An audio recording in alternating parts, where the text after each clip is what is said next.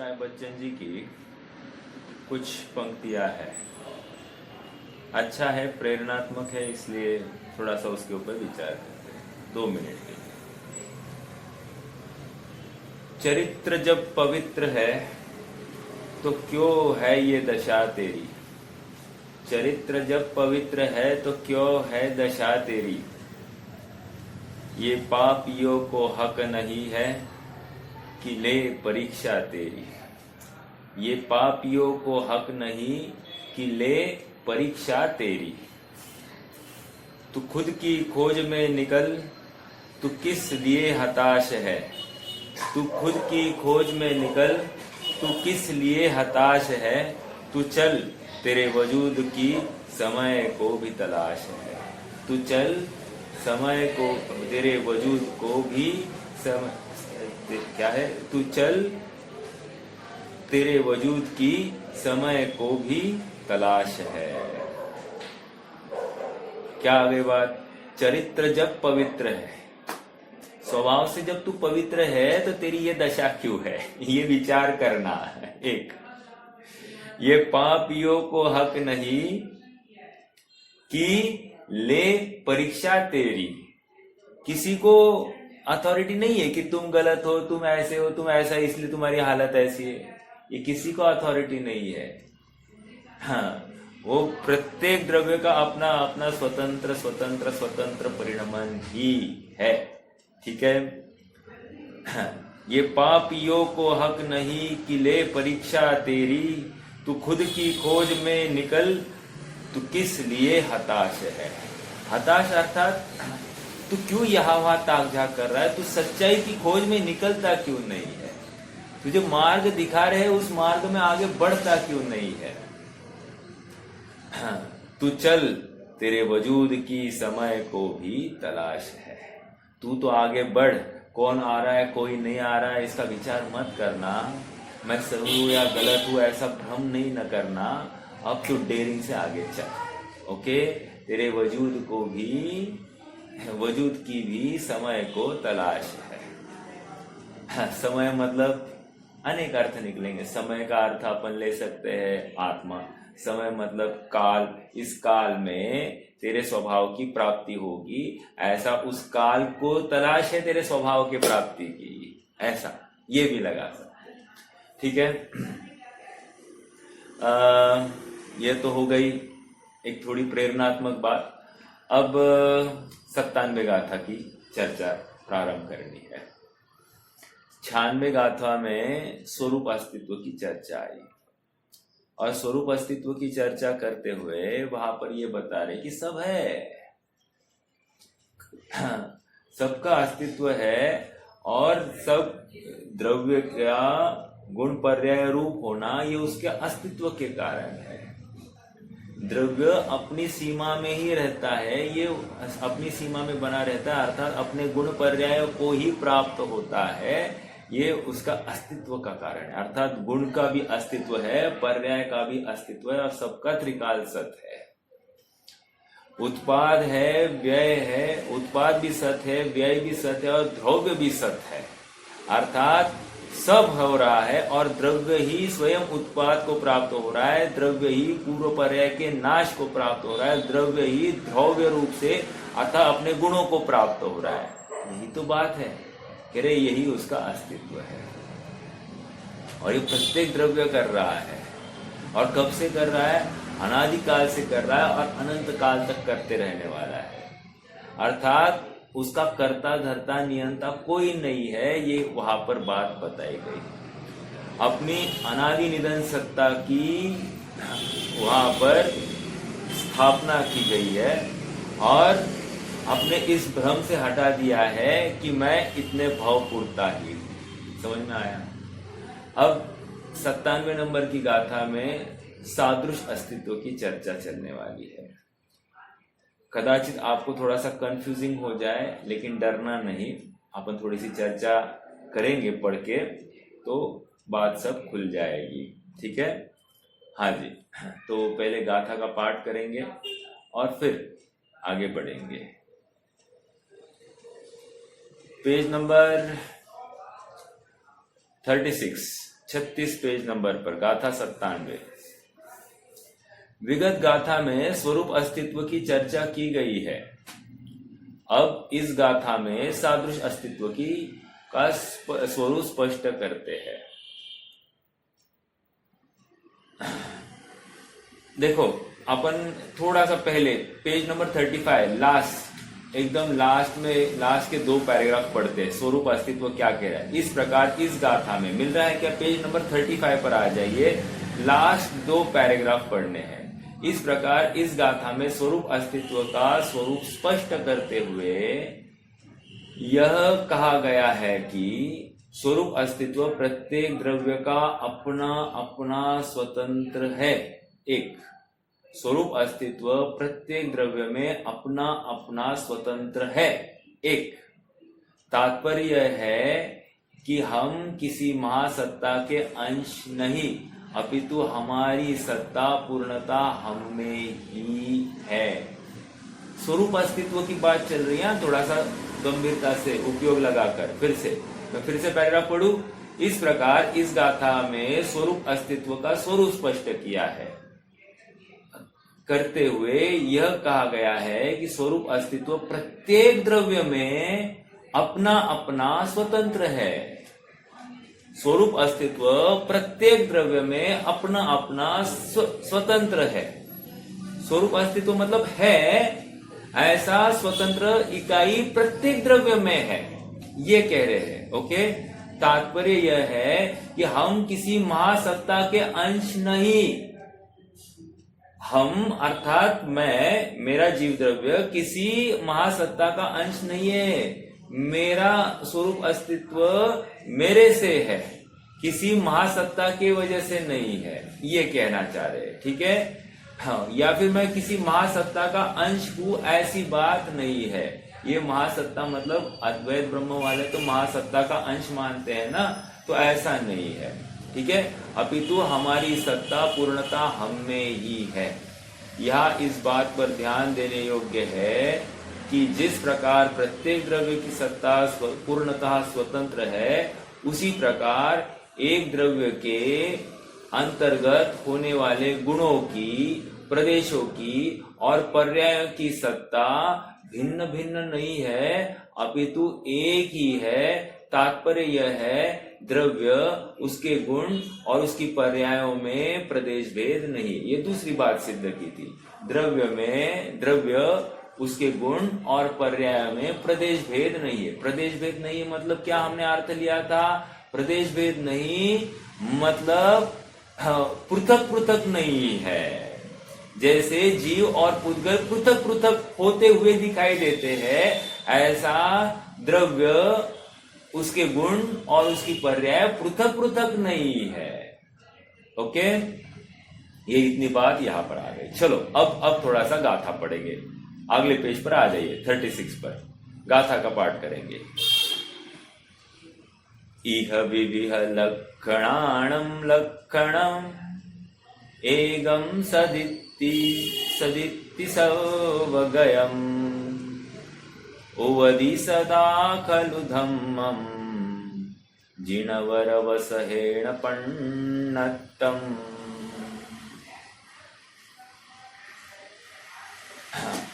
इह विविह लक्षणाणं लक्षणमेगं सदिति सवगयम् उवदि सदा खलु धम्मम् जिनवरवसहेण पण्णत्तम्। हिंदी। रे सर्वगत सत एक लक्षण विविध द्रव्यों का कहा, जिन धर्म का उपदेश देते हुए जिनवर देव ने। रे सर्वगत सत एक लक्षण विविध द्रव्यों का कहा, जिन धर्म का उपदेश देते हुए जिनवर देव ने। इस गाथा में सादृश अस्तित्व की चर्चा चल रही है।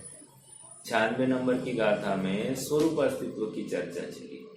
स्वरूप अस्तित्व की चर्चा करते हुए वहां पर प्रत्येक द्रव्य अपने से है एक और अपनी गुण तथा पर्यायों को प्राप्त करता है दो, और उसमें प्रदेश भेद नहीं तीन। इतनी सी बात थी।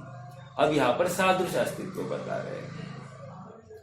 हाँ, अपन चर्चा करेंगे आगे। स्वामी जी के कुछ अंश है वहां पर आगे कि सादृश अस्तित्व मानने से, मात्र सादृश अस्तित्व मानेंगे तो क्या तकलीफ, मात्र स्वरूप अस्तित्व मानेंगे तो क्या तकलीफ। फिर आपको इस गाथा के भाव का और गहराई से अभ्यास होगा, चिंतन होगा। क्या होता है कि अरे ये स्वरूप अस्तित्व कहा, क्या प्रयोजन है मालूम नहीं, सादृश अस्तित्व कहा, क्या प्रयोजन है नहीं मालूम। तो अपन आप थोड़ा सा विचार करते रहना कि स्वरूप अस्तित्व कहकर क्या कहना चाहते होंगे, सादृश अस्तित्व कहकर क्या कहना चाहते होंगे। और मात्र एक ही चीज को मानेंगे, सर्वथा एक ही स्वरूप अस्तित्व ही मानेंगे तो क्या तकलीफ होगी, सादृश अस्तित्व नहीं मानेंगे तो क्या तकलीफ होगी। ये सब का विचार थोड़ा थोड़ा करते रहना। तो क्या होगा, एनालिसिस के बल पर हमको विषय की क्लैरिटी और बढ़ेगी। हाँ जी, भाव को देखते हैं पहले। इह विविध लक्षणाणम। विविध लक्षणाणम मतलब क्या, विविध लक्षणों से।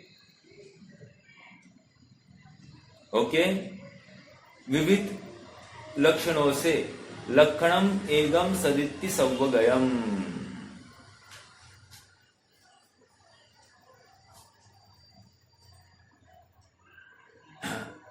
क्या है फिर से,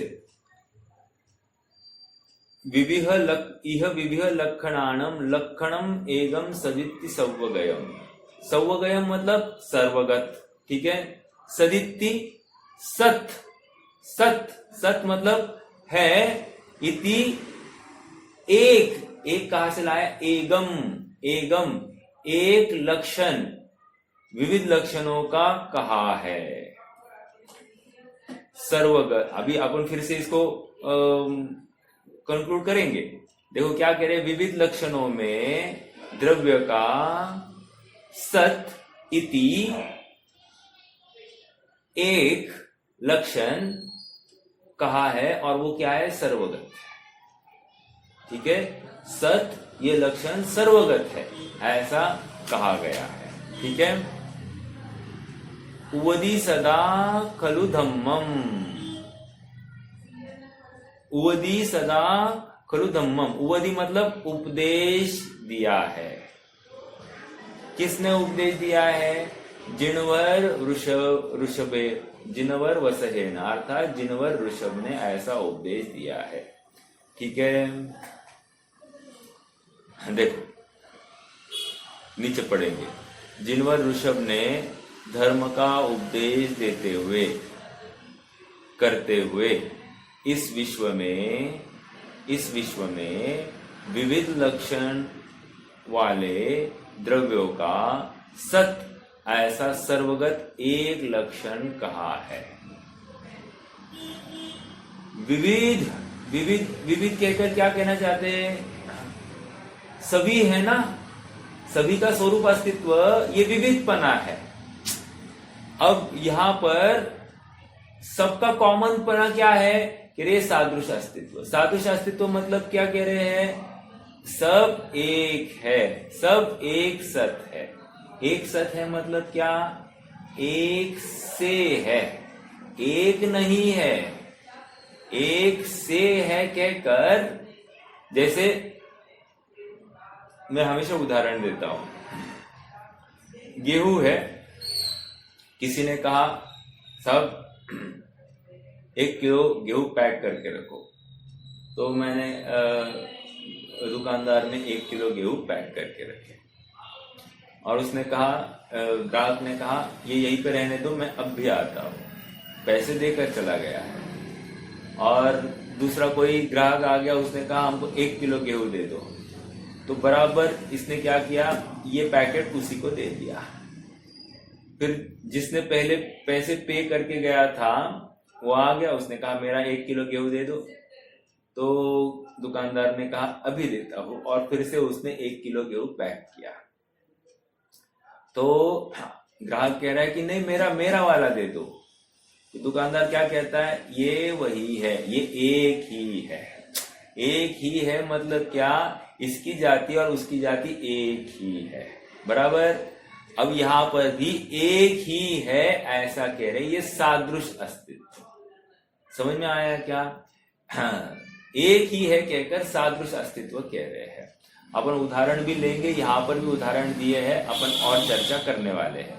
फिर से, जिनवर ऋषभ ने धर्म का उपदेश करते हुए इस विश्व में विविध लक्षण वाले द्रव्यों का, विविध लक्षण वाले द्रव्यों का मतलब जैसे जीव द्रव्य का लक्षण क्या है, जानना।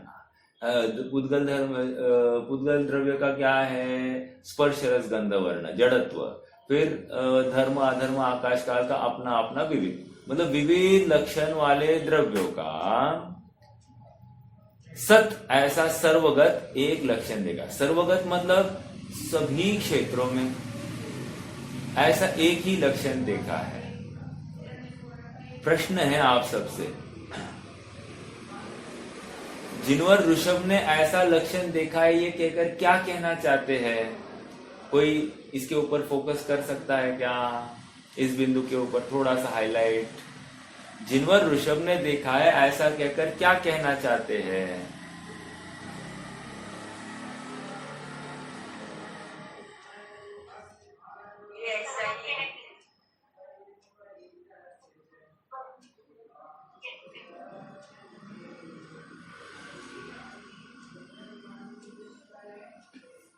आवाज नहीं आ रही।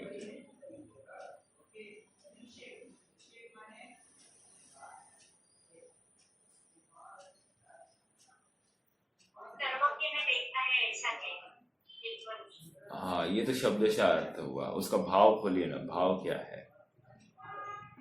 सर्वज्ञ ने देखा है या सर्वज्ञ ने कहा है ऐसा जो आप कह रहे हैं, ये किस बेस पर देखा है और किस बेस पर कहा है?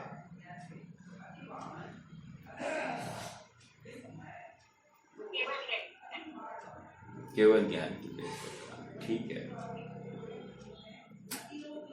मैं ये कहना चाह रहा हूं, मैं अपेक्षा मेरी ये थी कि उन गेयों का ऐसा परिणमन है एक सा, सभी जगह पर सभी क्षेत्रों में कोई भी गेय उठाकर देखो सब ऐसे ही है, ऐसा केवल ज्ञान ने देखा। इसका मतलब उनका परिणमन वैसे हो रहा है, ये समझना है। अर्थात उनका परिणमन वैसा ही है, वे एक से ही है, अर्थात सतपने की अपेक्षा एक ही है, ये केवल ज्ञान ने देखा एक बार। अर्थात केवल ज्ञान ने असत वस्तु देखी ही नहीं है, जो है उसी की चर्चा कर रहे हैं, जो नहीं है उसकी चर्चा हो ही नहीं सकती क्योंकि वो देखा ही नहीं है। समझ में आ रहा है क्या? तो ये दूसरी बात। हाँ, और सत कहकर त्रिकाल ही ऐसा सत है, प्रत्येक द्रव्य में उसका सतपना छिपा है, ये सिद्ध हो रहा है। ओके, तो द्रव्य त्रिकाल है ये सिद्ध हो रहा है। देखो, केवल ज्ञान ने देखा है इसलिए द्रव्य त्रिकाल है ऐसा नहीं, केवल ज्ञान ने देखा है इसलिए द्रव्य की कोई पर्याय होगी ऐसा नहीं। द्रव्य की वो पर्याय होनी है, उस द्रव्य में बैठी है, बराबर उस समय में ही खचित है, इसीलिए केवल ज्ञान जान पा रहा है। समझ में आ रहा है क्या? यदि द्रव्य में ही नहीं होती तो केवल ज्ञान कहां से जान पाता? इसलिए सत ये उस प्रत्येक द्रव्य में पड़ा है और इसको आधार केवल ज्ञान का दिया है। ठीक है, भगवान ने देखा है ये कहकर वे ये सिद्ध करना चाहते कि ज्ञान से कोई भी चीज छिपी नहीं है, एक।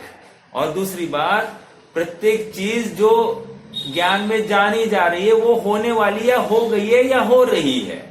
ये तीन बातें हैं। समझ में आ रहा है क्या? ठीक है, देखो आगे बढ़ेंगे। ऐसा जिनवर ऋषभदेव ने कहा नहीं, नीचे तात्पर्य यह है कि अपने अपने स्वरूप अस्तित्व से संपन्न सभी द्रव्यों को मिलाकर एक लक्षण सत अर्थात सादृश अस्तित्व है, ऐसे जिनवर देव ने कहा है। 96 नंबर की गाथा में सब द्रव्य है, ये सिद्ध किया। अब यहां पर 97 नंबर की गाथा में सभी द्रव्यों को का मिलकर वे भी एक है, यही बताया जा रहा है। वहां पर स्वरूप अस्तित्व की अपेक्षा चर्चा की, यहां पर सादृश अस्तित्व की अपेक्षा चर्चा है।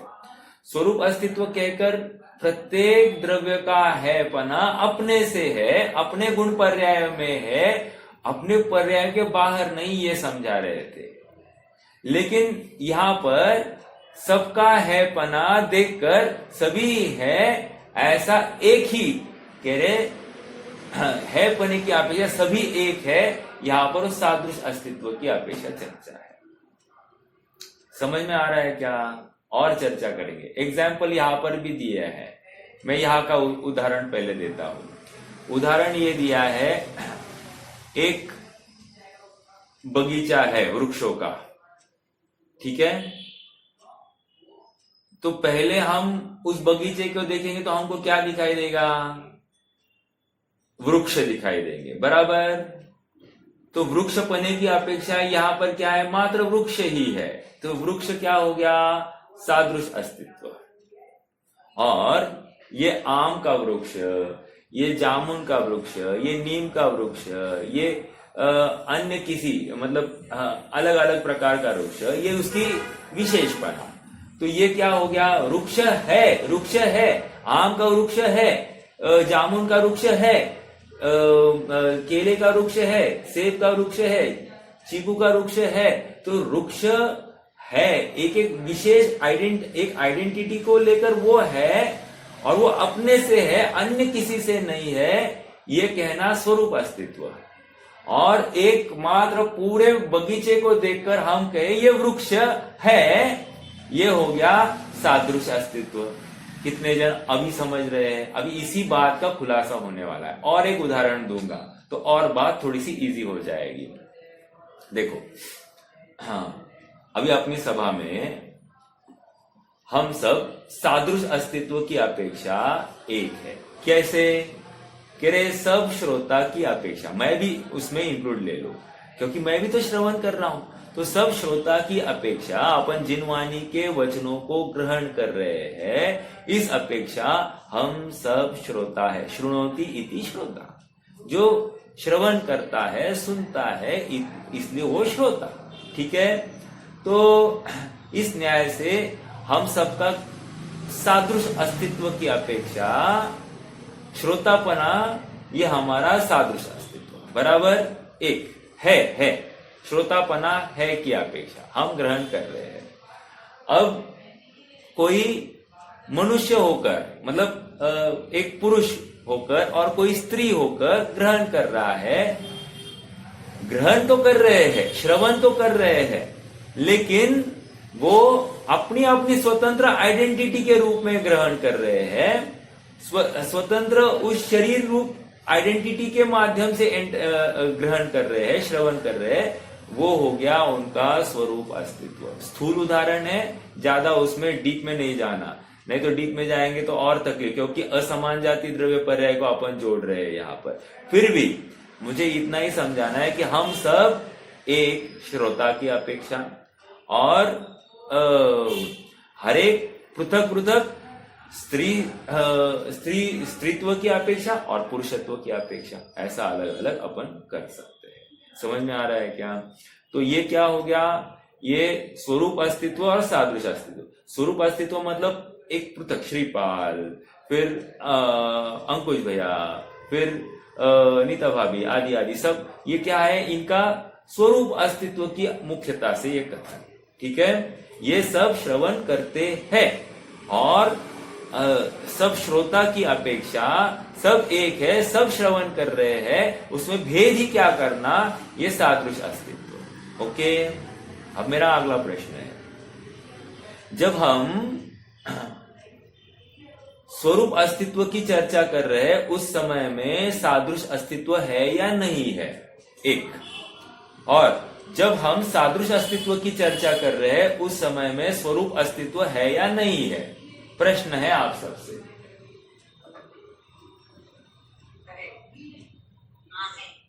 है ना?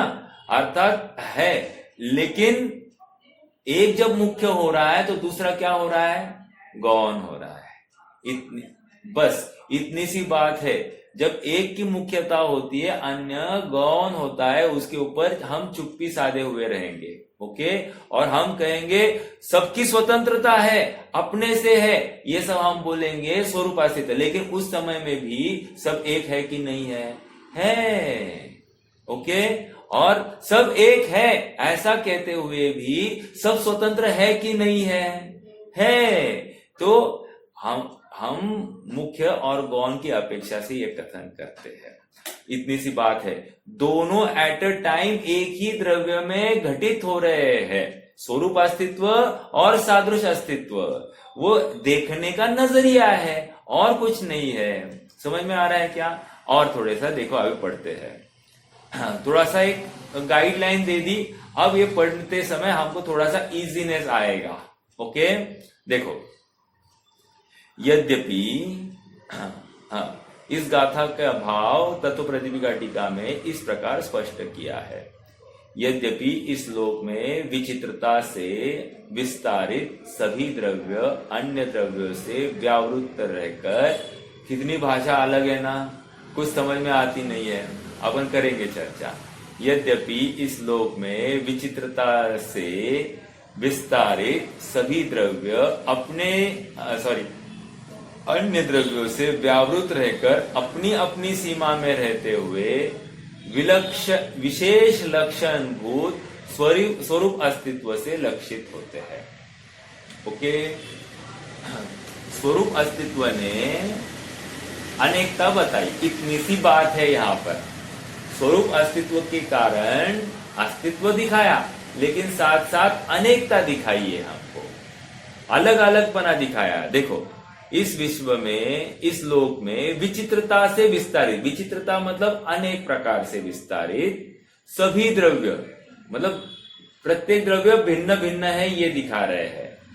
अन्य द्रव्यों से व्यावृत्त, अन्य द्रव्यों से व्यावृत्त मतलब पृथक, भिन्न, ठीक है।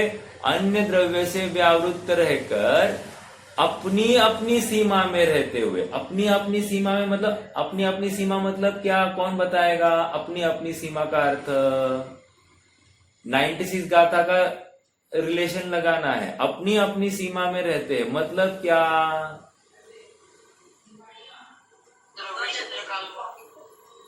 द्रव्य क्षेत्र काल अपने चतुष्टय में रहते, ये एक बात। और क्या हुआ?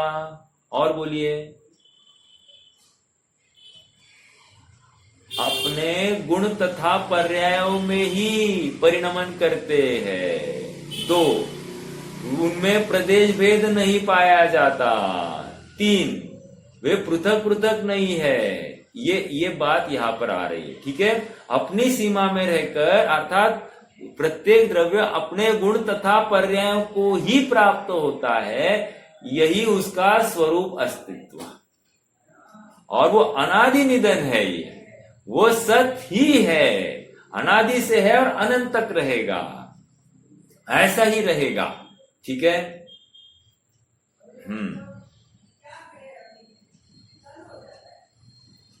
तो क्या आया?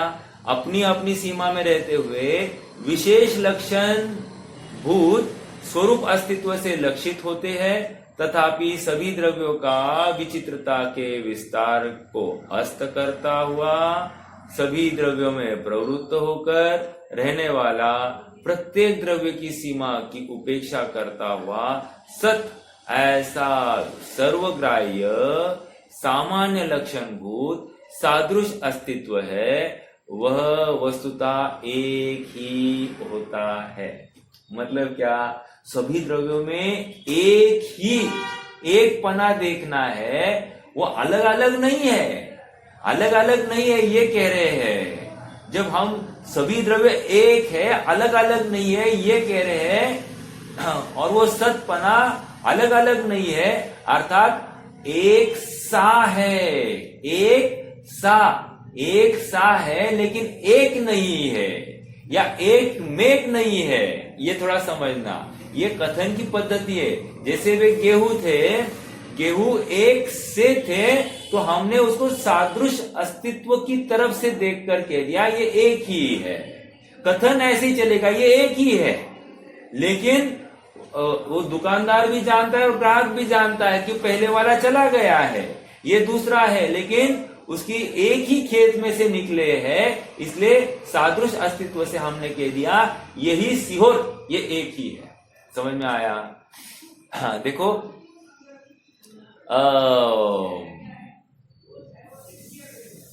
मति ज्ञान के भेद है, भेद।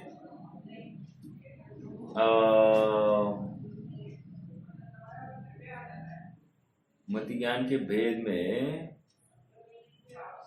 वो किस प्रकार जानता है उसकी बात है। हाँ ये तो है ही, सादृश प्रत्यय विज्ञान, विसदृश प्रत्यय विज्ञान वो है। हाँ वो वो तो बात है ही। मैं वे 12 भेद है ना, 12 प्रकार के भेद, उसकी चर्चा कर रहा हूं मैं।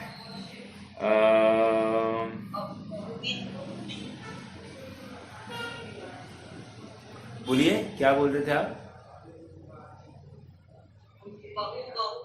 यस यस यस यस, एक बहु बहुविध, तो बहु का अपोजिट एक भी था और एकविध भी था। आप समझ रहे हैं ना?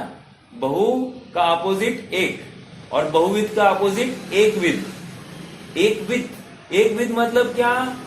वो संग्रह था, समझ में आया? और एक मतलब एक स्वतंत्र इकाई थी, ऐसा है। और बहु मतलब एक एक होंगे और सबको मिलकर बहुपना। और बहुविध मतलब वो सबकी अपनी अपनी एक ग्रुपिंग, वो सब मिलकर बहुविध, ये हो रहा था। अब उसमें भी हम ये सादृशपना घटित कर सकते हैं। मुझे तो इतना ही कहना था कि वो प्रकरण भी यहाँ पर लगा सकते हैं अपन। और ममता भाभी ने भी जो बताया, प्रत्यय विज्ञान, सादृश प्रत्यय विज्ञान, विसदृश प्रत्यय विज्ञान, ये भी होता है। मतलब प्रत्यय विज्ञान मतलब क्या? वो ये वही है, यह वह नहीं है, विसदृश यह वही है, सादृश प्रत्यय विज्ञान। तो ये जो है ये वही है कहकर क्या कहना चाहते हैं? हम उसके साथ में रिलेटिव अभ्यास करना चाहते हैं। ये वही है या वैसा ही है, ऐसा हम चाहे वैसा कथन करते हैं। वो सादृशपने की मुख्यता से कथन करते हैं। ठीक है? हाँ तो कहां से बात आ रही है अपनी इतनी? सादृश और स्वरूप। स्वरूप अस्तित्व अर्थात है, अस्तित्व मतलब है, अस्तित्व मतलब है, स्वरूप अस्तित्व मतलब स्वतंत्र इकाई है। और सादृश अस्तित्व मतलब क्या? सबका ग्रुप मिलाकर है, एक सा है। समझ में आ रहा है क्या? इतनी सी बात है। स्वरूप अस्तित्व, सादृश अस्तित्व। स्वरूप अस्तित्व कहकर सब अपनी अपनी सीमा में है, अपनी अपनी मर्यादा में ही रहते हैं, अपनी मर्यादा के बाहर होते ही नहीं, एक में जात होते नहीं है। और सादृश अस्तित्व कहकर क्या कह रहे हैं? सब समान हैसियत से है, कोई छोटा नहीं और कोई बड़ा नहीं है। समझ में आ रहा है क्या? देखो क्या कह रहे हैं फिर से, अपनी सीमा में रहते हुए, सेकेंड लाइन, थर्ड लाइन, रहते हुए विशेष लक्षण भूत स्वरूप अस्तित्व से लक्षित होते हैं। तथापि कहकर अब क्या कहने वाले हैं? सादृश अस्तित्व की बात कहने वाले हैं। तथापि सभी द्रव्यों का विचित्रता के विस्तार को अस्त करता हुआ, विचित्रता मतलब सब अलग अलग है, इस ज्ञान को, इस कल्पना को, इस बात का खंडन करता हुआ अस्त कर रहा है। अस्त कर रहा है मतलब निषेध कर रहा है, निषेध कर रहा है मतलब गौण कर रहा है, निषेध कर रहा है मतलब उसको उखाड़ के फेंक रहा है, नहीं, ऐसा नहीं समझना। ठीक है? अस्त करता हुआ सभी द्रव्यों में प्रवृत्त रहने वाला, प्रत्येक द्रव्य की सीमा की उपेक्षा करता हुआ, प्रत्येक द्रव्य की सीमा की उपेक्षा। पहले क्या कह रहे थे? अपनी सीमा के बाहर निकले नहीं, स्वरूप अस्तित्व। और यहां पर कह रहे देयर आर नो बाउंड्रीज, सब एक है। देखो राजस्थान, महाराष्ट्र, गुजरात पेपर पर बाउंड्रीज है कि नहीं है? आप प्रैक्टिकली जाकर देखोगे तो वहां पर बाउंड्रीज है क्या? कोई बाउंड्री नहीं है। समझ में आ रहा है क्या? तो पूरा भारत एक है ऐसा कहेंगे, ये सादृश अस्तित्व। और हम राजस्थानी, हम गुजराती, हम महाराष्ट्रियन, हम कर्नाटक, ये जो कह रहे हैं ये क्या है? ये स्वरूप अस्तित्व और सादृश अस्तित्व सभी एक है। ओके, बाउंड्रीज है ही नहीं इसमें। समझ में आया क्या? देखने को हमको कई बाउंड्रीज पेपर पर दिखाई दे सकते, लेकिन प्रैक्टिकल में एक जगह पर भी बाउंड्री नहीं है। हाँ, तो क्या आया यहां पर? सभी द्रव्यों में प्रवृत्त होकर कहा गया नहीं, तथापि सभी द्रव्यों क्या विचित्रता के सादृश अस्तित्व ने, स्वरूप अस्तित्व ने जो बाउंड्रीज खड़ी की थी, उस बाउंड्री को खत्म करके सादृश अस्तित्व ने सब में एक ही पना स्थापित किया है। एक जैसा ही उत्पाद हो रहा है, एक जैसा ही व्यय हो रहा है, एक जैसा ही द्रव्यपना बना रहा है। तो वो उत्पादपना, व्ययपना और द्रव्यपना सब में एक सा हो रहा है, प्रत्येक समय में हो रहा है। तो कोई उसमें अंतर दिखाई नहीं दे रहा है। प्रत्येक द्रव्य उत्पाद कर रहा है, प्रत्येक द्रव्य व्यय कर रहा है, प्रत्येक द्रव्य द्रव्य बना रह रहा है। तो ये उत्पादपना, व्ययपना, द्रव्यपना सभी द्रव्यों में एक साथ एक जैसा ही हो रहा है। तो क्या प्रॉब्लम है? कह रहे ये सादृश अस्तित्व है, कोई बाउंड्रीज नहीं, प्रत्येक में वो उत्पादपना, व्ययपना और द्रव्यपना एक जैसा है, तो उसमें बाउंड्रीज ही नहीं है। ये यहां पर बता रहे, देखो। हाँ, विचित्रता के विस्तार को अस्त करता हुआ सभी द्रव्यों में प्रवृत्त होकर रहने वाला, अर्थात प्रत्येक द्रव्य की सीमा की उपेक्षा करता हुआ, प्रत्येक द्रव्य की सीमा की उपेक्षा। ऊपर क्या कह रहे थे? अपनी अपनी सीमा में रहते। यहां पर क्या कह रहे? प्रत्येक द्रव्य की जो सीमा है उस सीमा को ही उद्ध्वस्त कर रहा है, उपेक्षा कर रहा है। करता हुआ सत्य, ऐसा जो सर्वग्राह्य सामान्य लक्षणभूत सादृश अस्तित्व है, वह वस्तुतः एक ही होता है। यहां पर क्या कह रहे हैं? देखो, 96 नंबर की गाथा में स्वरूप अस्तित्व कहकर सबका अस्तित्व पृथक पृथक है, ये कहा गया। प्रत्येक द्रव्य अपने गुण पर्याय में ही रहता है, उसके बाहर जाता नहीं, अपने चतुष्टय के बाहर कोई द्रव्य जाता ही नहीं, ये कहा था। और यहां पर क्या कह रहे हैं?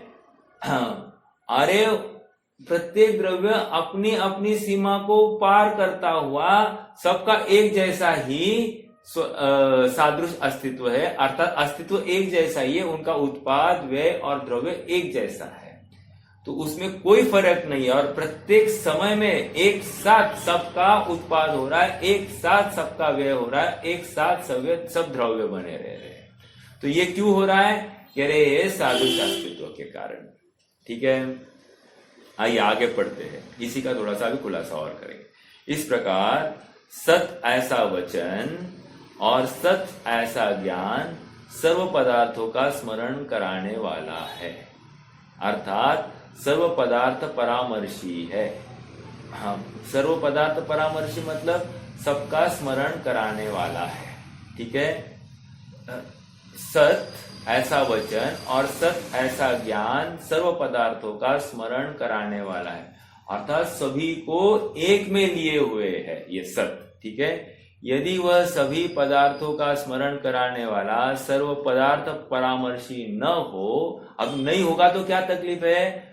तो कोई पदार्थ सत और कोई पदार्थ असत, कोई सत असत और कोई अवाच्य होना चाहिए। क्या कह रहे हैं? यदि हम सादृश अस्तित्व नहीं माने तो क्या होगा, ये यहां पर लिख रहे हैं। यदि हम सादृश अस्तित्व नहीं मानेंगे तो क्या होगा कि देखो, कोई पदार्थ सत, ओके, कोई पदार्थ सत होगा, कोई पदार्थ असत होगा और कोई सत असत या कोई अवाच्य होना चाहिए, अर्थात कहा ही नहीं जा सकता, ऐसा होना चाहिए। लेकिन ऐसा नहीं है, सभी सत है हाँ, सभी वाच्य है, ये कह रहे हैं। कोई असत नहीं है और कोई सत असत भी नहीं है, कथनचित सत कथनचित असत ऐसा भी नहीं है, कह रहे हैं। ये कौन कह रहा है? सादृश अस्तित्व कह रहा है। नहीं समझ में आया, थोड़ा सा और विचार करेंगे। देखो आगे पढ़ते पहले, किंतु यह तो विरुद्ध ही है, क्योंकि सत कथन और ज्ञान के सर्व पदार्थ परामर्शी होने की बात वृक्ष की भांति सिद्ध होती है। वृक्ष की भांति सिद्ध होती है मतलब क्या? वृक्ष का बगीचा, उसको देखकर उस बगीचे में अनेक प्रकार के वृक्ष है कि नहीं है, लेकिन वृक्ष पने की तरफ से देखा तो सब है कि नहीं? सब वृक्ष ही है ना, एक कॉमन हमको सभी वृक्ष ही दिखाई दिए ना। वैसे ही ये सब सत पने की तरफ से हमने सभी द्रव्यों को देखा तो सब सत दिखाई दिए कि नहीं? देखो जैसे वृक्ष को वृक्ष पने की तरफ से देखा तो सभी वृक्ष ही दिख रहे हैं, हमको कुछ भी उसमें भेद नहीं दिखाई दे रहा। उसी प्रकार समस्त द्रव्यों को एक सत की दृष्टि से देखा तो हमको सभी सत ही दिखाई दे रहे हैं, उसमें हमको प्रदेश भेद कुछ भी दिखाई नहीं दे रहा, सब एक है, ऐसा सब मिले हुए हैं, ऐसा दिखाई दे रहा है। ओके, आगे देखो, अभी देखो पढ़ रहे आप। जिस प्रकार अनेक प्रकार के बहुत से वृक्ष अपने अपने विशेष लक्षण को स्वरूप अस्तित्व के अवलंबन से उत्पन्न, क्या कह रहे? पहले स्वरूप अस्तित्व बता रहे। प्रत्येक बगीचे में प्रत्येक वृक्ष का अपना स्वतंत्र अस्तित्व है कि नहीं है? उसका अस्तित्व अन्य वृक्ष की अपेक्षा रखता है क्या? नहीं रखता है। वो उसका अस्तित्व अपनी ही अपेक्षा रखता है कि नहीं? वो अपने अपने परिणमन का जिम्मेदार है कि नहीं है? वो दूसरे के परिणमन का जिम्मेदार है क्या? नहीं। इसलिए स्वतंत्र अपने अपने विशेष लक्षण भूत स्वरूप अस्तित्व के अवलंबन से उत्पन्न होने वाले अनेकत्व को, अनेकत्व मतलब क्या? ये आम का वृक्ष, ये नीम का वृक्ष, ये जामुन का वृक्ष, ऐसे अनेकत्व को प्राप्त हो गया है। अनेकत्व को सामान्य लक्षण भूत सादृश अस्तित्व दर्शक वृक्षत्व से उत्पन्न हुआ एकत्व तिरोहित कर देता है। अब ये भाषा थोड़ी सी कठिन। सादृश अस्तित्व से उत्पन्न हुआ एकत्व लक्षण को तिरोहित किया। फिर से सादृश अस्तित्व से जब हम देखेंगे हमको ऐसा अनेकत्व नहीं दिखाई देगा, हमको यहाँ पर वृक्ष दिखाई देंगे, बस खत्म। एक दूसरी बात क्या दिखाई देगा? उनमें अनेक प्रकार का तिरोभाव हो गया, नाश हो गया, अनेक प्रकार नहीं दिखाया, अभी हमको एक वृक्ष ही जाति दिखाई दे रही है। ओके, दो बातें हो गई। हाँ, और क्या है? उसको तिरोहित कर देता है, बस इतनी सी बात है।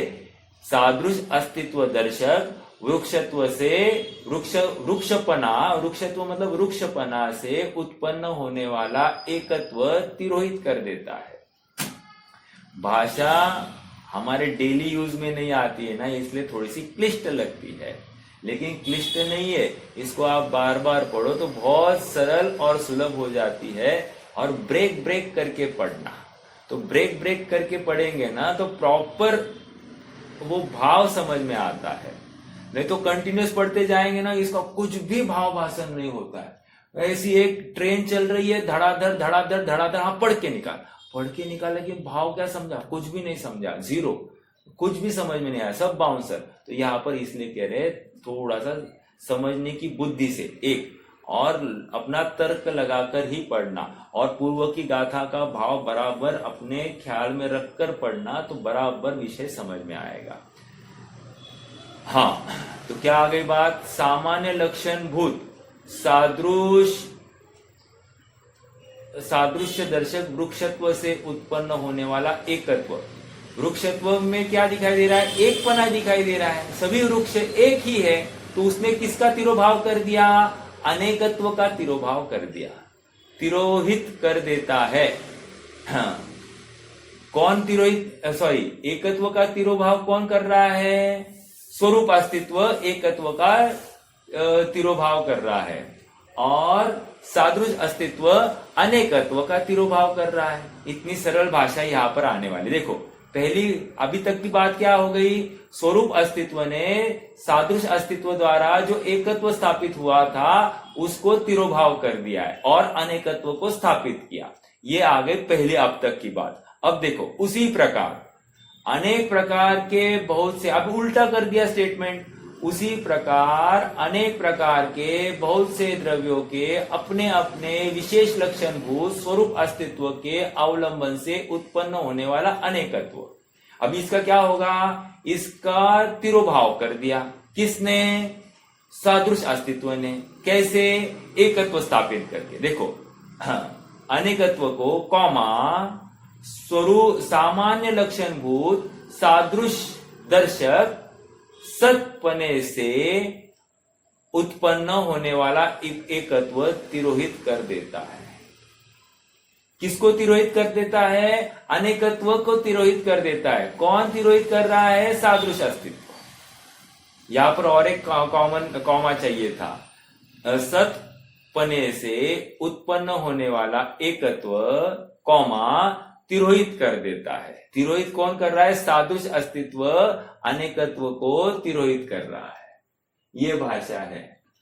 हाँ, थोड़ा सा उपयोग लगाकर पढ़ना पड़ेगा तो ही ये बात समझ में आएगी। किसी को कोई शंका होगी तो बिल्कुल पूछ सकते हैं, कोई इसमें डरने की बात नहीं। आगे बढ़ेंगे तब तक। जिस प्रकार, हाँ बोलिए, हाँ बोलिए। और सादृश अस्तित्व इसे कहते हैं, थोड़ा सा शॉर्टकट बताइए। अगर पूरा लेक्चर उसी का चला ना, अभी फिर से आएगी बात। देखो स्वरूप अस्तित्व, देखो दोनों में एक कॉमन टर्म है। क्या कॉमन टर्म है, अस्तित्व अर्थात है, इतनी सी बात है। तो दोनों का प्रयोजन है पना ही स्थापित करना है। पहली बात तो ये नक्की कीजिए। अभी दो टर्म्स है, एक स्वरूप अस्तित्व एक टर्म है और एक सादृश अस्तित्व एक टर्म है। स्वरूप अर्थात एक स्वतंत्र इकाई लेना, स्वतंत्र इकाई उसका स्वरूप कहेगी, ये स्वरूप अस्तित्व बताएगी। और वो क्या सिद्ध करने वाली है, मैं हूं अपने से हूं, स्वरूप अस्तित्व। ओके। और सादृश अस्तित्व क्या कर रहा है, वो भी अस्तित्व को ही स्थापित कर रहा है, लेकिन समूह के अस्तित्व की स्थापना कर रहा है। समूह मतलब क्या, सभी द्रव्य है, इतनी सी स्थापना कर रहा है, सब में एकत्व स्थापित कर रहा है, ये सादृश अस्तित्व। और स्वरूप अस्तित्व वो मात्र स्वतंत्र इकाई की अस्तित्व की बात कर रहा है। स्वरूप अस्तित्व इन शॉर्ट, फिर से इन शॉर्ट मैं और कंफ्यूज कर दूंगा आपको, इसलिए मैं ज्यादा उसका विस्तार नहीं करना चाह रहा हूं। हाँ, नहीं तो कंफ्यूजन बढ़ जाएगा।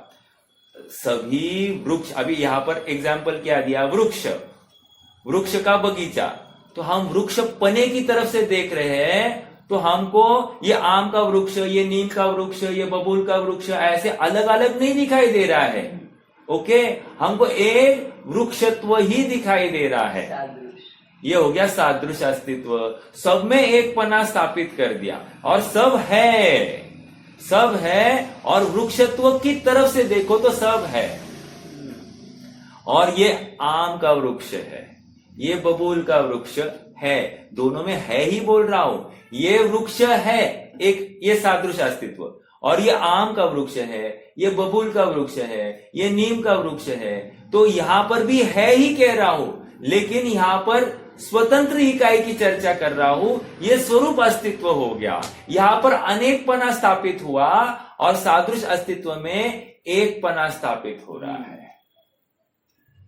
इतना सा अंतर है। अंतर कहो या एक पना कहो, वो आप डिसाइड कर लेना। दोनों में अस्तित्व की ही सिद्धि करनी है। एक में अनेकता होते हुए भी अस्तित्व है। अनेकता वो क्यों है, क्योंकि स्वतंत्र अपनी सामर्थ्य से है। वहां पर गाथा में आपने पढ़ा होगा 96 नंबर की गाथा में, कर्ता स्वयं द्रव्य, करण स्वयं द्रव्य और अधिकरण भी स्वयं द्रव्य। ये पढ़ा कि नहीं पढ़ा? ये कहकर क्या कहना चाहते हैं, उसके अस्तित्व को बनाए रखने के लिए किसी दूसरे की जरूरत नहीं पड़ती है। द्रव्य स्वयं समर्थ है, ये बात वहां पर आ रही थी। आप पढ़ते जाइए, पढ़ना अपना स्वाध्याय होने के बाद में ना आपका काम क्या है मालूम है? आपका काम पूरी की पूरी गाथा, पहली की गाथा पढ़ना, फिर आगे की गाथा पढ़ना, ये पढ़ने के बाद में फिर कोरिलेशन पढ़ना। देखो सच्चे विद्यार्थी बनकर पढ़िए, मात्र एक अटेंडेंस के रूप में आपको ज्यादा लाभ नहीं होगा। इसको बहुत तन्मयता से, अहोभाव से, पूरे समर्पण भाव से इसको पढ़ना ही पड़ेगा। आगे की गाथा भी पढ़नी, पीछे की भी गाथा पढ़नी। अरे 15 मिनट लगते हैं, 15 से 20 मिनट लगेंगे। अपने लिए 15-20 मिनट नहीं निकाल सकते तो हम सम्यक की कहा कल्पना कर सकते। स्वाध्याय करना पड़ेगा और ऐसे ही करना पड़ेगा। हाँ, और ये भी कहकर फिर से आप कितने समझे हैं मैं नहीं जानता, लेकिन जब भी समझेंगे बारंबार पढ़कर ही आप समझ जाओगे। समझने की बुद्धि से जो बैठता है ना उसको समझता ही समझता है, और जो ये मान्यता से बैठा है कि मैं नहीं समझ सकता, तो उसको 3 काल में तीर्थंकर भी सामने आ जाए तो भी समझा नहीं सकते। अपना आत्मा ही अपना गुरु है, वही अपने को सब खुलासा कर देगा, सब समझा देगा। आप बारंबार पढ़ो तो सही, समझने की भावना से पढ़ना। हाँ, और नहीं आता है तो चर्चा करना, लेकिन फिर से चर्चा के बाद भी फिर से जाकर फिर से पढ़ना ही है। ये जब तक प्रक्रिया चलती नहीं है ना, तब तक अपनी अनुप्रेक्षा भी नहीं चल रही है, 12 भावना का चिंतन नहीं चल रहा है। हमको लगता है 12 भावना पढ़ दिए हो गया अनुप्रेक्षा। No my dear, we are very very wrongly mistaken. जैसे कल बताया ना, भक्ष्य सामग्री का त्याग, इतना ही भक्ष्य अभक्ष्य नहीं है। अर्थात भोजन की सामग्री का त्याग करना, परिमाण करना, इतना ही भक्ष्य अभक्ष्य के क्या खाते में नहीं आता है। अभक्ष्य में अपने सारे इंद्रिय के विषय, ये भी अभक्ष्य में आते हैं। हमारे कपड़े लत्ते, ये भी अभक्ष्य में आते हैं। हमारे जितनी भोग की सामग्री है, घर, मकान, गाड़ी, ये सब अभक्ष्य के दायरे में आ जाते हैं। ये समझाना है, बहुत बड़ा दायरा है अभक्ष्य का। हम अज्ञानता में या हमारी कुंठित बुद्धि में हम इतना ही मानते कि अभक्ष्य मतलब त्रसघात, बहुघात, अयोघात, वो घात इतना ही नहीं है। मात्र खान पान तक सीमित नहीं है, उसकी व्याप्ति बहुत बड़ी है। तो ये जब तक हम खुली बुद्धि से नहीं सोचेंगे तब तक उसका अर्थ नहीं निकाल पाएंगे। उसी प्रकार उसके लिए ज्यादा चिंतन की आवश्यकता है। उसी प्रकार यहाँ पर भी जितना पढ़ेंगे समझेंगे तो ही समझ में आएगा। हाँ, तो वंस अगेन, स्वरूप अस्तित्व और सादृश अस्तित्व। स्वरूप अस्तित्व मतलब स्वतंत्र इकाई की हयाती है, और वो अपने से है, अपनी सीमा में है, अपनी सीमा के बाहर कभी गई नहीं है, अपने चतुष्टय में ही रहकर सब कार्य हो रहा है। हाँ, इसमें कारण कौन है? अस्तित्व गुण है, द्रव्यत्व गुण है, हाँ, और वस्तुत्व गुण है, और अगुर लघुत्व गुण है। समझ में आ रहा है क्या? और प्रदेशत्व गुण भी है, इसने भी काम किया है। समझ में आना? प्रमेयत्व नहीं, प्रमेयत्व, प्रमेयत्व नहीं। समझ में आ रहा है क्या? शब्द प्रॉपर ठीक है। क्या कहा? फिर से बोलिए। हाँ, बोलिए। सभी सामान्य गुण आए, अस्तित्व आया, वस्तुत्व आया, द्रव्यत्व आया, अगुर लघुत्व आया, और प्रदेशत्व आया। प्रमेयत्व क्यों नहीं लिया? प्रमेयत्व खाली ज्ञान का विषय हो रहा है ना, तो उसको अपन कदाचित थोड़ा सा बाजू को रख दीजिए। पर ये 5 गुण तो 100% आ रहे हैं एक अपना स्वरूप अस्तित्व को स्थापित करने के लिए। जैसे द्रव्यत्व गुण ने क्या किया? उत्पाद व्यय चल रहा है ना, प्रत्येक समय परिणमन चल रहा है ना, अर्थात पूर्व पर्याय का व्यय हुआ और नवीन पर्याय का उत्पाद हुआ, द्रव्यत्व गुण आ गया। ठीक है, वस्तुत्व गुण ने क्या किया? अर्थ क्रियाकारित्व, अर्थात अपने में से ही किया, अपने आधार से ही किया, साधन भी स्वयं और आधार भी स्वयं। ये वस्तुत्व गुण का काम था। ओके, तो वस्तुत्व गुण आ गया। अगुर लघुत्व गुण ने क्या किया? अगुर लघु गुण ने दूसरे द्रव्य से मिक्सिंग नहीं होने दी। एक गुण का भी, उसकी भी बाउंड्री उसी गुण में रखी, दूसरे गुण में नहीं रखी। एक पर्याय की बाउंड्री उस पर्याय तक ही सीमित रखी, अन्य पर्याय में नहीं रखी। ये सब अगुर लघुत्व गुण ने किया। तो वो सब नक्की जरूरी था, तो वो भी जरूरी है। और प्रदेशत्व गुण अपने नियत प्रदेश में ही हो रहा है, अपने प्रदेश के बाहर हो ही नहीं रहा है। वो उस द्रव्य का जितना प्रदेश है उतने ही प्रदेश में वो हो रहा है कार्य। इसलिए ये सब स्वरूप अस्तित्व के लिए कार्यकारी है। ठीक है, समझ में आया ना? देखो, ये बात चिंतन से ही है। कहीं आप बोलोगे कहाँ लिखा है, लिखा नहीं मिलेगा आपको लेकिन ये लॉजिकली बैठती है ये बातें। बस इतनी सी बात है। समझ में आ रहा है क्या? इससे अपना वस्तु के प्रति, अपने आत्मा के प्रति या अपने स्वतंत्र परिणमन के प्रति पूरा विश्वास और स्ट्रांग हो जाता है। कोई मुझे बाधक ही नहीं है और कोई मुझे साधक भी नहीं है, ये स्वीकार हो जाता है। ओके, स्वरूप अस्तित्व अपना बहुत बड़ा काम कर रहा है, बहुत बड़ा काम कर रहा है। और सादृश अस्तित्व कम कर रहा है, ये बात नहीं कह रहा हूं, लेकिन स्वरूप अस्तित्व बहुत बड़ा काम कर रहा है ये। ठीक है, हाँ। और सादृश अस्तित्व क्या कर रहा है? सादृश अस्तित्व जो अनेकता थी, ये द्रव्य अस्तित्व है, इस द्रव्य का भी अस्तित्व, उस द्रव्य का भी अस्तित्व है, ऐसा अनेकत्व था, उस अनेकत्व को मिटा दिया सादृश अस्तित्व ने। और उसने क्या? सब है ना, सब एक से है, बस खत्म। ये हो गया सादृश अस्तित्व। सबको एक ही सीमा में ले लिया। इसी को हम महासत्ता कहते हैं, इसी को हम महासत्ता कह रहे हैं। ठीक है, सत्ता होना, महासत्ता। हाँ, बोलिए। छह द्रव्यों को हम सादृश अस्तित्व में लेंगे ना, छह द्रव्य। हाँ, तो लिया ना, महासत्ता से हमने छह द्रव्यों को ले लिया। और धर्म द्रव्य, अधर्म द्रव्य, आकाश द्रव्य, काल द्रव्य, तो ये अनेकत्व स्थापित हो गया। तो ये स्वरूप अस्तित्व, स्वरूप अस्तित्व या अवांतर सत्ता, इसी को हम अवांतर सत्ता कहेंगे। ठीक है, हाँ, महासत्ता और अवांतर सत्ता। फिर से उसके अलग अलग लॉजिक है, कंफ्यूज नहीं होना, वो छोड़ दीजिए। हाँ, छह द्रव्यों को एक कहा, ये हो गया सादृश अस्तित्व। और सबको अलग अलग करके, अलग अलग नहीं, प्रत्येक जीव को अलग कर दिया, प्रत्येक पुद्गल परमाणु को अलग किया, धर्म को अलग किया, अधर्म को अलग किया, और प्रत्येक कालाणु को अलग किया, और आकाश को भी अलग अलग रूप से देख लिया। वो हो गया हमारा स्वरूप अस्तित्व। समझ में आ रहा है क्या? हाँ, मात्र समस्त जीव राशि को एक ले लिया, वैसा भी नहीं ले रहे अपन। स्वरूप अस्तित्व मतलब एक सिंगल आइडेंटिटी, लास्ट की आइडेंटिटी, ऐसा एक जीव, उसके स्वरूप अस्तित्व की चर्चा करेंगे। ओके, ऐसा इस संग्रह नए में ये विषय आया था ना? आया था ना, आया था। संग्रह नए, हाँ, तो है ना, बराबर है ना। अभी आप कोरिलेट कर रहे हैं। ये कोरिलेट करने से और लाभ क्या होगा कि भाई और विषय खुलता जाएगा।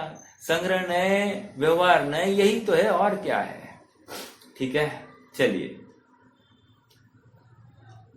हाँ, आगे बढ़ना है। देखो, जिस प्रकार इन्हीं वृक्षों के विषय में सामान्य लक्षण रूप सादृश दर्शक वृक्षत्व के उत्पन्न होने वाले एकत्व से तिरोहित होकर, अब भाषा को, अब फिर से वही भाषा को दोहराया गया है।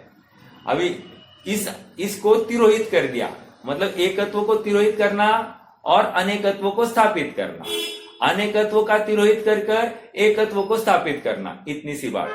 अनेकत्व को तिरोहित किया और एकत्व को स्थापित किया तो हम कहेंगे सादृश अस्तित्व। एकत्व को तिरोहित किया और अनेकत्व को स्थापित किया तो हम कहेंगे स्वरूप अस्तित्व। बस इतनी सी बात है। देखो ये पूरे पैराग्राफ में यही बात है। क्लिष्ट लगेगा सुनते समय, लेकिन मैंने जितना कहा इतना ही अर्थ है। जिस प्रकार इन्हीं वृक्षों के विषय में सामान्य लक्षणभूत सादृश दर्शक वृक्षत्व से उत्पन्न होने वाले एकत्व से तिरोहित होने पर भी अपने अपने विशेष लक्षणभूत स्वरूप अस्तित्व के अवलंबन से उत्पन्न होने वाला अनेकत्व स्पष्टतया प्रकाशमान रहता है। इसका मतलब अनेकता रहते हुए भी एकता है, एकता रहते हुए भी अनेकता है। समझ में आ रहा है क्या?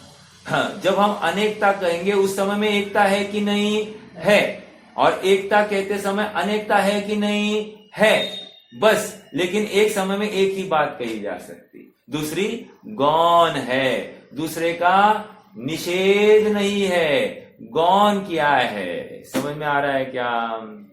अनिराकृत प्रतिपक्षो नया। प्रतिपक्ष का निराकरण नहीं करना, नहीं करना मतलब उसको गौण करना, इसी को नय कहते हैं। उखाड़ के फेंका नहीं है हमने अनेकत्व को, और एकत्व को भी उखाड़ के फेंका, पूर्णतः 100% स्थापित नहीं किया है। हमारी जिस समय में जो अपेक्षा होगी उसी अपेक्षा से आप बात को ग्रहण करना, इतनी सी अपेक्षा है यहाँ पर। देखो उसी प्रकार सर्वद्रव्यों के विषय में भी सामान्य लक्षणभूत सादृश्य दर्शक सत्पने से उत्पन्न होने वाले एकत्व से तिरोहित होने पर भी अपने अपने विशेष लक्षणभूत स्वरूप अस्तित्व के अवलंबन से उत्पन्न होने वाले अनेकत्व स्पष्टतया प्रकाशमान रहता है। पहले कहा एकत्व प्रकाशमान रहता है, अब कह रहे अनेकत्व प्रकाशमान रहता है, अर्थात दोनों प्रकाशमान रहते हैं। लेकिन कथन में नहीं आते हैं ना, कथन में या तो प्रकाशमान आएगा एकत्व प्रकाशमान, या तो अनेकत्व प्रकाशमान आएगा। इसलिए सप्तभंगी कहनी पड़ी। सप्तभंगी के माध्यम से क्या हुआ? क्या है सप्तभंगी साहब, किसी को याद है क्या? साहब बहुत दिन हो गए हमको पढ़ के, आप ही बोलो।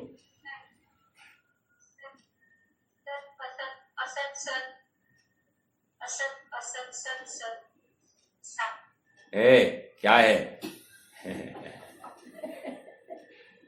उचलली जीभ लावली टाळूला, ऐसा मत करो भाई। सत असत असत सत। देखो हाँ, एक तो स्यात् अस्ति, स्यात् नास्ति और अवक्तव्य, ये तीन बातें थी, और इन्हीं का कॉम्बिनेशन, परम्यूटेशन कॉम्बिनेशन। अब वो आप करना, इसी को लेकर 7 भंग हो जाते। 7 भंग मतलब अपेक्षाएं अनेक प्रकारता दिखाई देती है। ठीक है, वस्तु तो एक ही है, लेकिन उसमें हम भंग अलग अलग कर रहे हैं। ठीक है, तो उससे हमको वस्तु अलग अलग दिखाई दे रही है। ठीक है, उक्त समय हो गया, अरे रे समय हो गया है, रुकना पड़ेगा।